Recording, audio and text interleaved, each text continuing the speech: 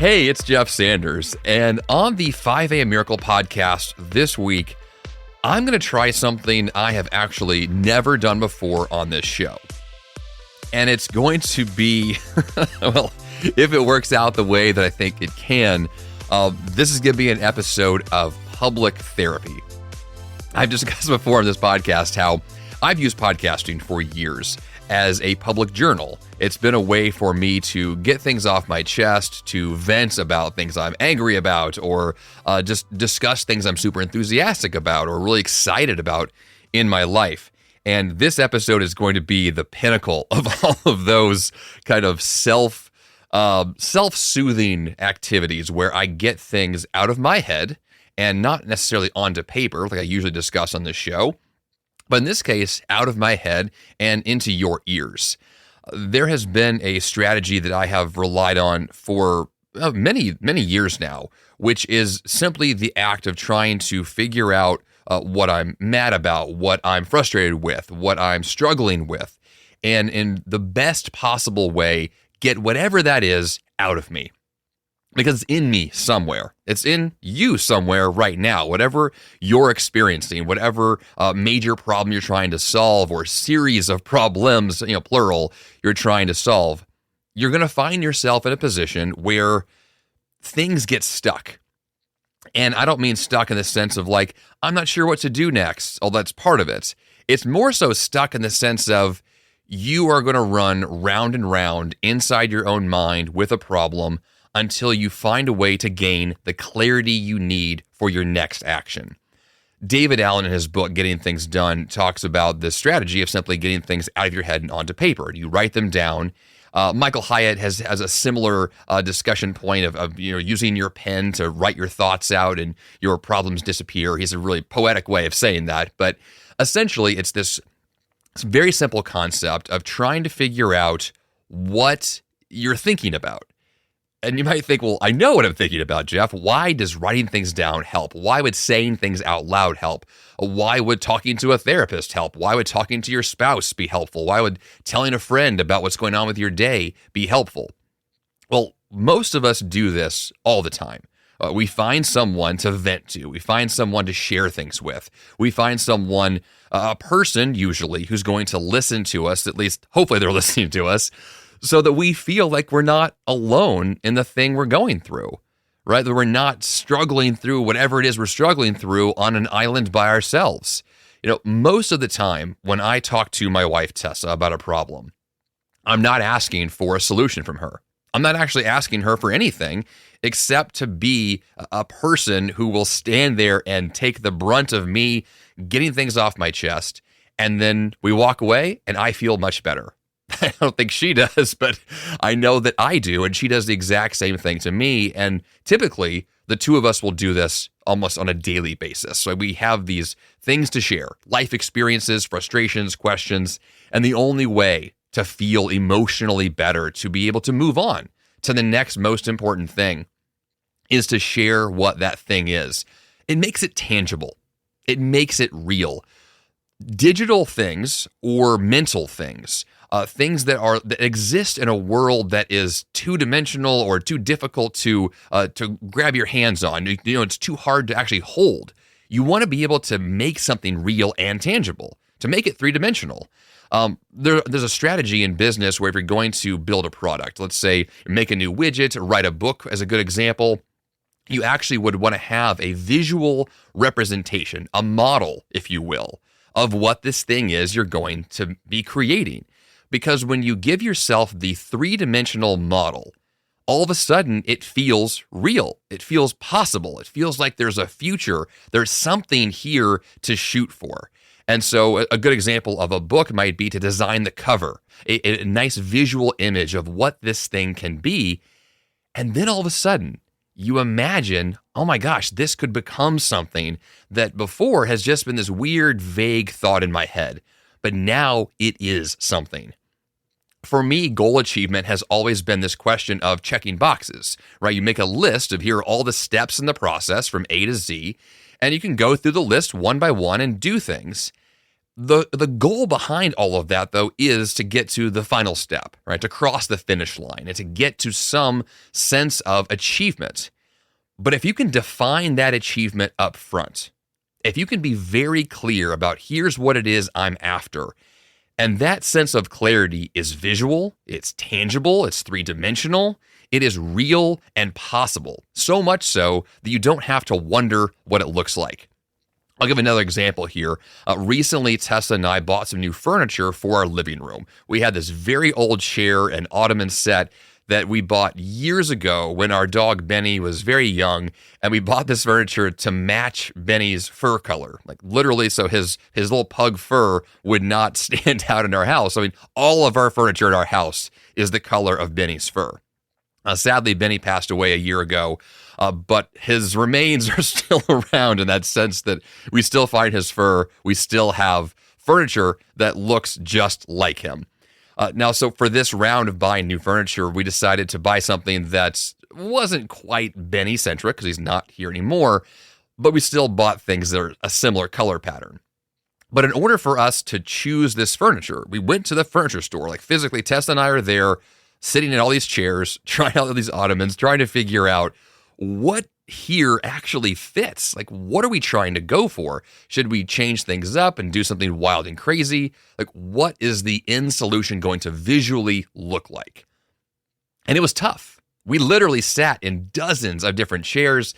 I was carrying furniture across the store to match different things together. And in the end, we used kind of an awkward pair of a chair and ottoman set that now is in our living room, and it worked out great. But the thing is, we didn't really know that. We were guessing. We were trying to get a sense of, will this visually look good? Well, of course, will a chair be comfortable? But more importantly, will it fit will it cross the finish line for us, right? Can we visualize what that would be? And that was the struggle. But once we had a sense of, we think this is going to work well, we took some pictures, we compared it to our space, and we had a pretty good sense of, yeah, this is going to work. And then it showed up, and we got the furniture all in place, and we looked at it from a step back and said, this is it. Like, we made the right call. Our estimation of this was pretty accurate. Now, not everything in life is going to be that three-dimensional and that visual, but it can be. And so what I've been struggling with is this sense of, how do I take something that's difficult, complicated, the cobwebs of the mind, and create clarity where there isn't any? One of the things that I have prided myself on in the work that I do for so many years as a productivity coach and as someone who really cares about efficiency is I care deeply about clarity. I want to know what the tangible black and white answer is. I want to be able to say, my specific goal is, and then I fill in the blanks.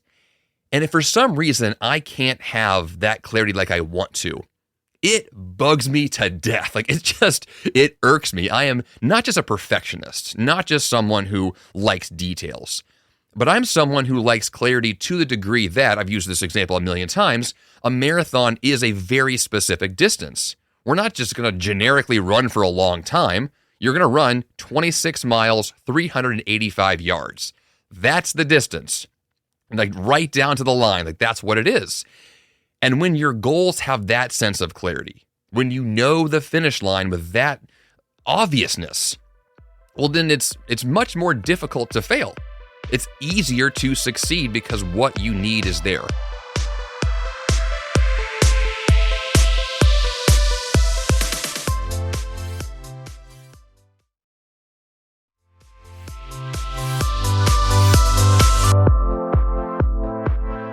Well, one of the things about gaining clarity is that the answers you're seeking, the solution you want, the finish line you're after, is probably already in your head.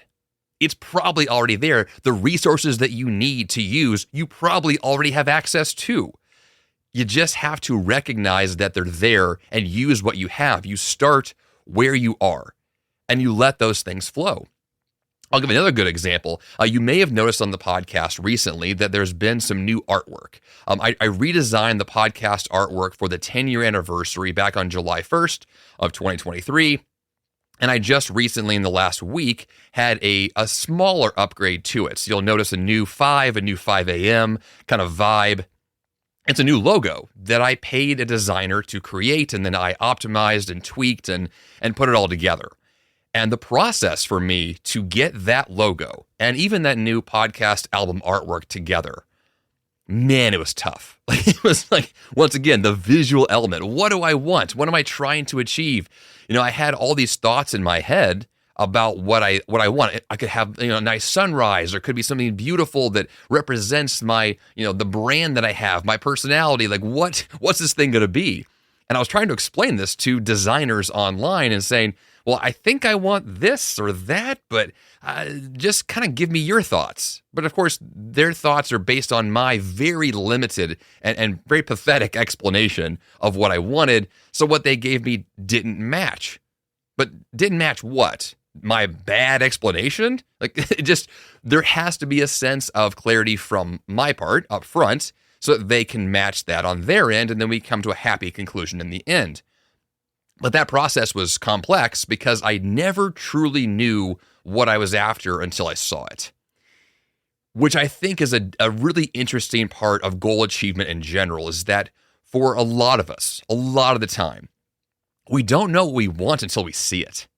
We don't even know what we're striving for until that one moment of clarity we say, oh my gosh, that guy doing that job, I want his job. That girl running that race, I want to run that race too. That logo right there, I want that logo on my business, on my brand. Like, once you see an example, a living, real-world example, it clicks. And when it clicks, it sparks right there. You say, this is my future, this is the plan, and you map that out. And until you're there, you're not. Ray Edwards is a guy I had my podcast many years ago, back when the show first launched. One of the lessons he taught me was that when you are in a creative process or a difficult struggle to make a decision, that when you're fighting the hardest, when things are the most difficult and you're the most frustrated, right? Things are the hardest. That usually means you are very, very close to an epic breakthrough. You are right on the cusp of that clarity you seek. And so if you had a problem that's kind of just mulling around the background, it's kind of low key, well, you're probably not giving it enough effort. There's probably not enough thought being put into it to reach a conclusion. But if the opposite is true and you've put in a ton of effort and you are fighting and it is difficult and you're sweating and you've just all this energy, well, the clarity you're looking for is so close. You're right there. You're on the cusp. And once you reach it and you see the thing you were after, it's amazing. Like, it's just like, oh, this is what I wanted the whole time. Now, let's use my podcast artwork as an example. You may not even like the artwork that I created, but number one, I didn't make it so I could get the approval of others, right? I made this artwork to represent the show that I want to create. So it's very personal to me, right? It's about the vision that I have for the show that I work on every single week, here in my studio. And for me, it was this question of, how do I gain the clarity I need so it resonates deeply with me? Because that's what I want for all my goals. I want resonance, clarity, synchronicity, that sense of being in the flow, of being in rhythm. And when you have it, when you're there, just recently I've had that rhythm back at the gym again. I'm lifting weights and going to the sauna and stretching and running more. And I'm feeling that sense of rhythm, that sense of being in sync with the goal that I'm after. And man, is it great. Like, that is such an epic feeling. And when you don't have that, when you've struggled, when you've been tired or stressed or overwhelmed or overworked, you're not going to experience synchronicity in that space. What you're going to experience is overwhelm and burnout and all those negative things that come from trying things that just aren't working. And so for me, the goal is always finding that rhythm, always experiencing that sense of connectedness. I'll use an example here recently of a struggle that I was going through basically nonstop, 24 hours for the last week and a half or so, which is a problem I just resolved in the last 20 minutes before I record this podcast. So I've had this issue of trying to access one of my online accounts with Amazon. They host a lot of my online files, and my website does a lot of work with them. And I was trying to get access to one of my accounts, and I couldn't. And we had this login access kind of debacle that unfolded day after day for the last week and a half. And the long story short, to not waste your time here, is that I decided to walk away from the whole system and to find another company to work with, an alternative solution, and just ditch the entire thing I had. And it took a lot of ego checking on my part to get to that conclusion, because I spent the last 10 days trying to prove that I was right. I spent the last 10 days banging my head against the wall, trying to get someone else to agree with my vision of reality. And it didn't work.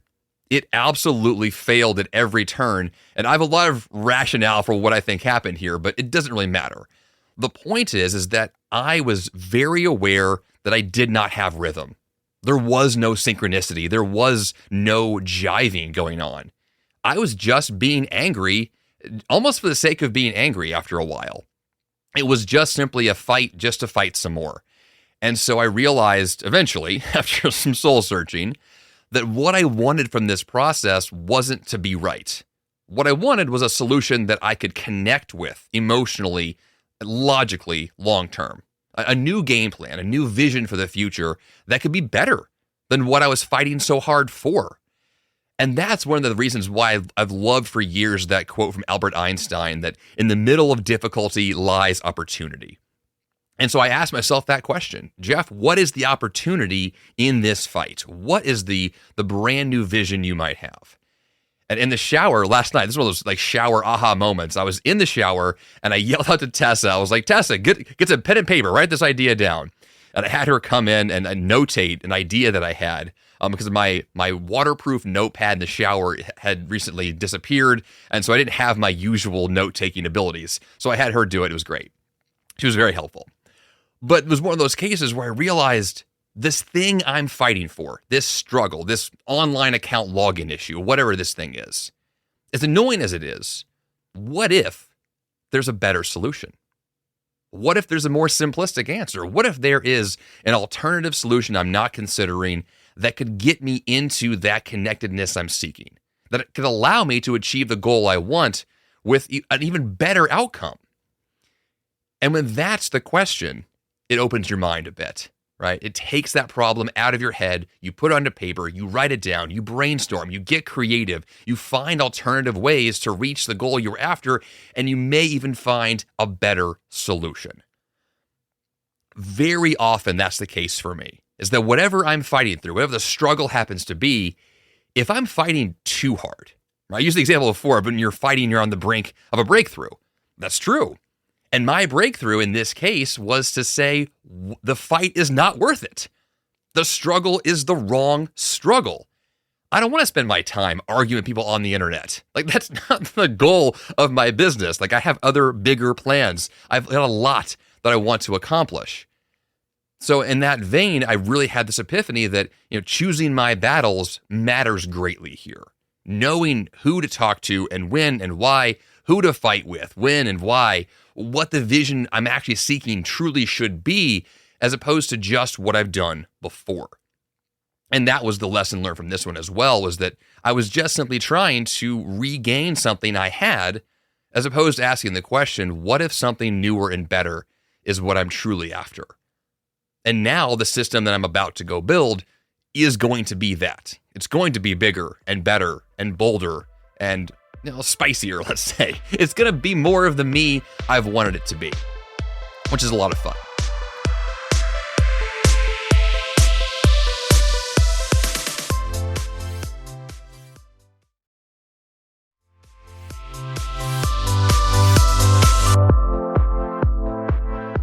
And so to take this whole thing kind of back to where it started, one of the things that I can't seem to ignore is the fact that my life has shifted in a very dramatic way recently.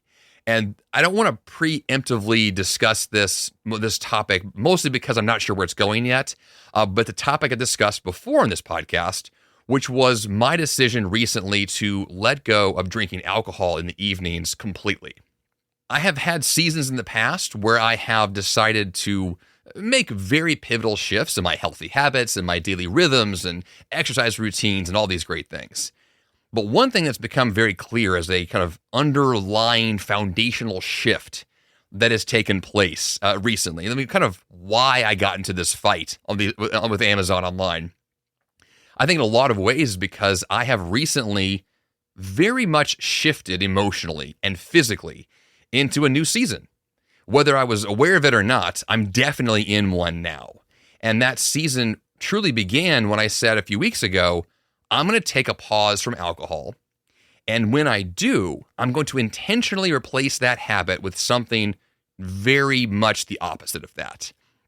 This is the foundational story of the 5 a.m. Miracle, which if you go back to the very beginning, the origins of this show and the concept of where this thing came from, basically I wanted time to run and train for a marathon. And so I woke up early before work to guarantee time to train.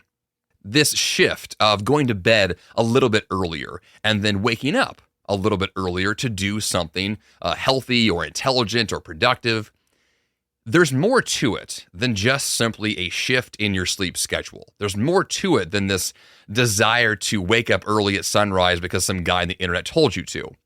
What I realized yet again just recently is this pivotal lifetime shift in the hours of your day. So we all only have 24 hours, and how we use them is what determines the outcome of our lives, right? The goals we achieve, the people we hang out with, the jobs we have, like our entire life, everything about us is built upon our decision of how to use time. Like that's it. Time management is what life is. And so when I had this recent, like newer epiphany again, what I realized was if I go to bed 2 hours earlier than what I was doing and wake up 2 hours earlier. Now, that didn't actually happen. That was the goal. But I did shift my sleep schedule. What I ended up doing was ditching the very poor evening routine habits that I had basically solidified over the course of a few months that didn't go as well as I wanted them to. And this is pretty typical for me, is that in a bad season, I have bad habits. If I'm stressed, if I'm overworked, if things aren't going well, I make poor decisions.